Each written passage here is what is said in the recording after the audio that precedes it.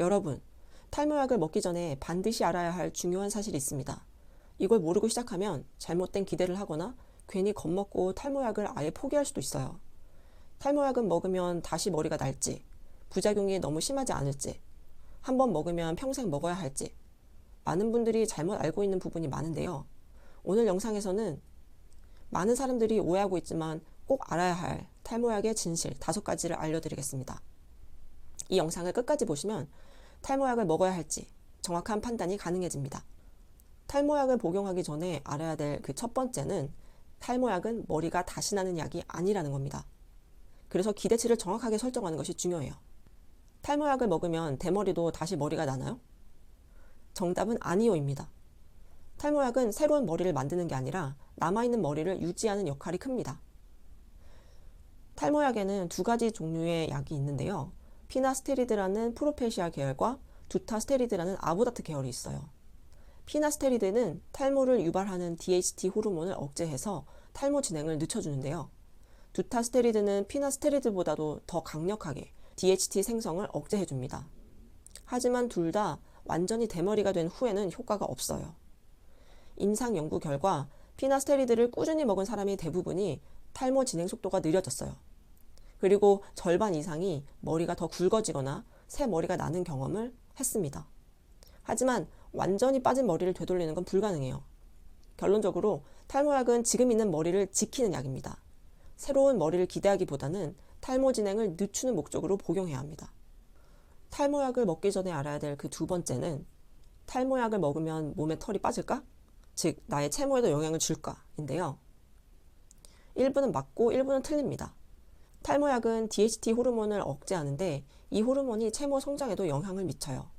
실제로 나타날 수 있는 변화에는 머리카락이 굵어지는 경우가 많습니다. 가슴털이나 다리털이 예전보다 덜 자라는 느낌이 들 수가 있어요. 하지만 수염에는 거의 영향을 주지 않죠. 결론적으로 채모가 아주 많이 줄어드는 경우는 드물지만 약간의 변화가 있을 수는 있습니다. 특히 원래 채모가 적은 사람이라면 변화가 더 뚜렷하게 느껴질 수도 있다는 것 미리 알고 계시면 좋을 것 같아요. 3번째, 탈모약을 먹다가 끊으면 머리가 더 많이 빠질까? 탈모약을 끊으면 갑자기 머리가 우수수 빠진다는데 이게 사실인가요? 라고 묻는 분들이 계십니다. 어느 정도는 사실이에요. 탈모약을 복용하면 DHT 수치가 낮아지면서 모발이 유지가 됩니다. 하지만 약을 끊으면 다시 DHT 수치가 올라가고 탈모 진행이 원래 속도로 돌아가는 거죠. 약을 끊었을 때 나타날 수 있는 변화에는 처음 몇 주 동안은 큰 변화가 없어요. 2, 3개월이 지나면 빠지는 머리카락이 점점 늘어나기 시작하죠.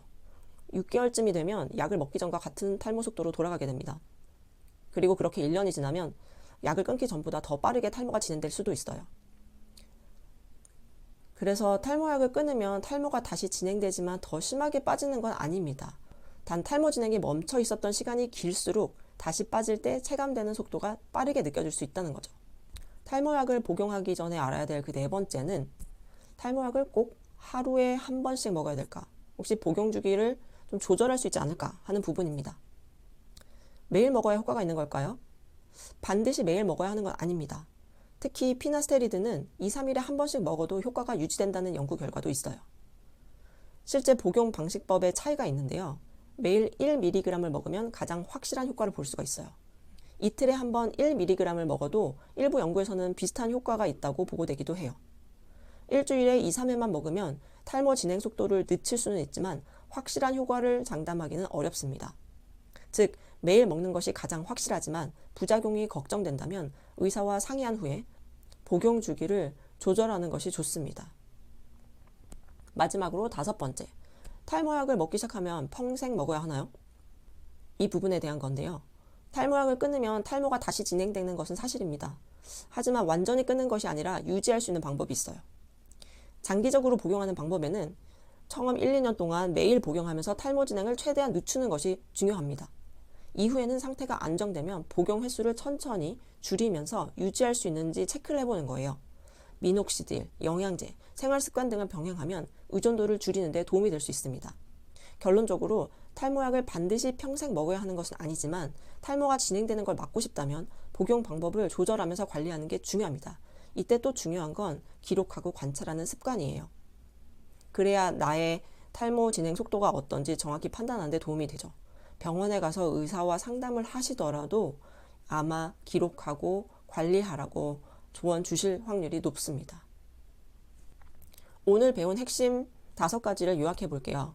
첫째, 탈모약은 새 머리를 만드는 게 아니라 지금 있는 머리를 지키는 약이다. 두 번째, 탈모가 줄어들 수도 있지만 수염에는 거의 영향을 주지 않는다. 세 번째, 약을 끊으면 탈모가 진행되지만 갑자기 폭발적으로 빠지는 것은 아니다. 네 번째, 매일 먹는 것이 가장 효과적이지만 일부는 복용 주기를 조절할 수도 있다. 다섯 번째, 탈모약을 평생 먹어야 하는 것은 아니지만 효과를 유지하려면 점진적으로 조절하는 것이 중요하다. 여러분은 탈모에 대해 어떤 고민을 하고 계신가요? 댓글로 질문 남겨주시거나 코멘트 남겨주시면 제가 아는 한에서 답변 드리도록 하겠습니다. 그럼 다음 영상에서 만나요. 감사합니다.